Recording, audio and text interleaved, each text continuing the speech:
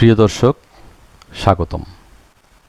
সাংবাদিক দম্পতি সাগরণী হত্যাকাণ্ডের তদন্ত প্রতিবেদন দাখিলের নতুন তারিখ নির্ধারণ করা হয়েছে, অর্থাৎ আবার পিছিয়েছে। এ নিয়ে তদন্ত প্রতিবেদন দাখিলের তারিখ পিছালো 127 বার 14 বছরে।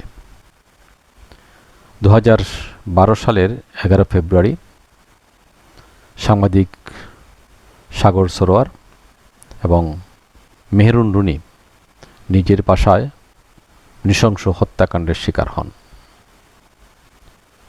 এই ঘটনাটি, এই হত্যাকাণ্ডটি গোটা দেশকে নাড়িয়ে দেয়। বহির্বিশ্বেও বিষয়টি মানুষকে আহত করে।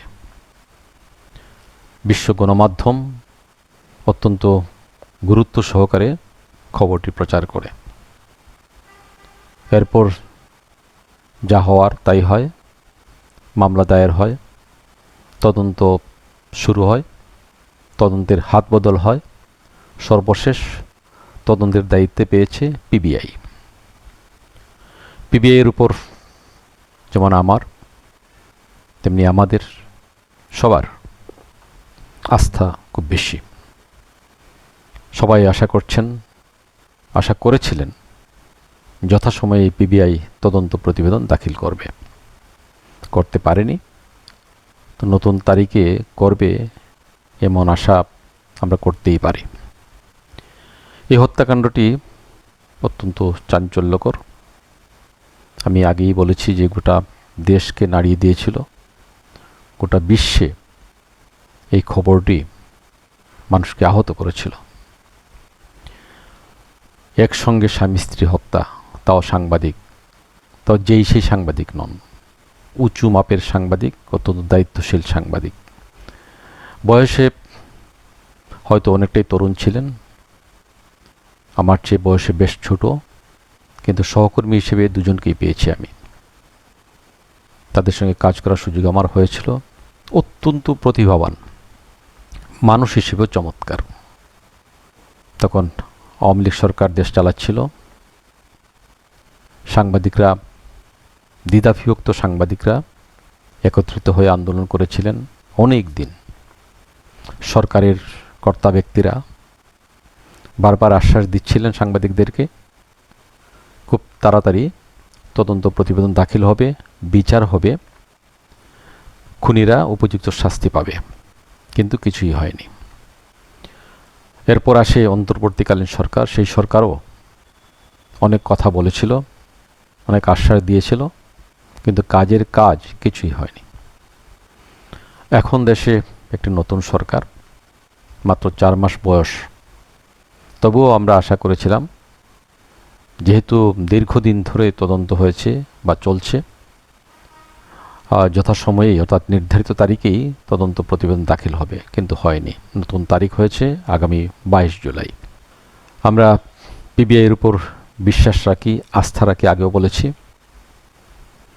পিবিআই ইতোমধ্যে অনেক হত্যাকাণ্ডের, বড় বড় অপরাধের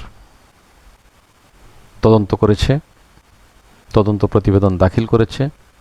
এর পরিপ্রেক্ষিতে বিচার হয়েছে, অপরাধীরা সাজা পেয়েছে। এই ক্ষেত্রে কেন দেরি হচ্ছে আমরা জানি না।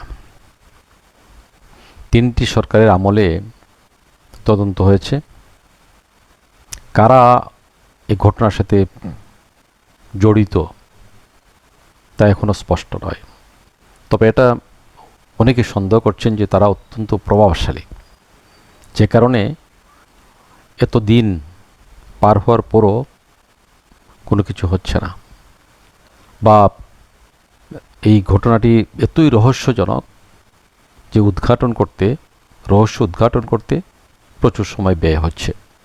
তাই বলে এতটা সময় ব্যয় হওয়া কোনোভাবেই উচিত নয় বলে আমরা মনে করি। হত্যাকাণ্ডের সময় যে শিশুটি ছোট্ট ছিল, তাদের একমাত্র সন্তান, সে এখন বড় হয়েছে, বুঝতে শিখেছে। মেয়েকে আমরা সান্ত্বনা দিতে পারছি না।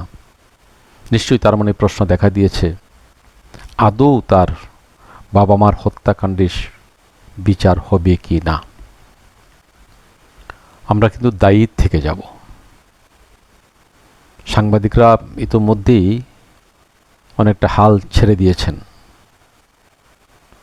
বিচার হবে না বলে, কিন্তু আমরা সাধারণ মানুষ বা আমরা যারা মাঠ পর্যায়ের সংবাদকর্মী আইনের শাসনে বিশ্বাস করি, তারা আশা করি যে সরকার, বিশেষ করে নতুন সরকার এই মামলার একটা নিষ্পত্তি করবে, অপরাধীদেরকে আইনের আওতায় আনবে, এমন দৃষ্টান্তমূলক শাস্তি দেবে যাতে ভবিষ্যতে কেউ আর খুন খারাপের দিকে অগ্রসর না হয়।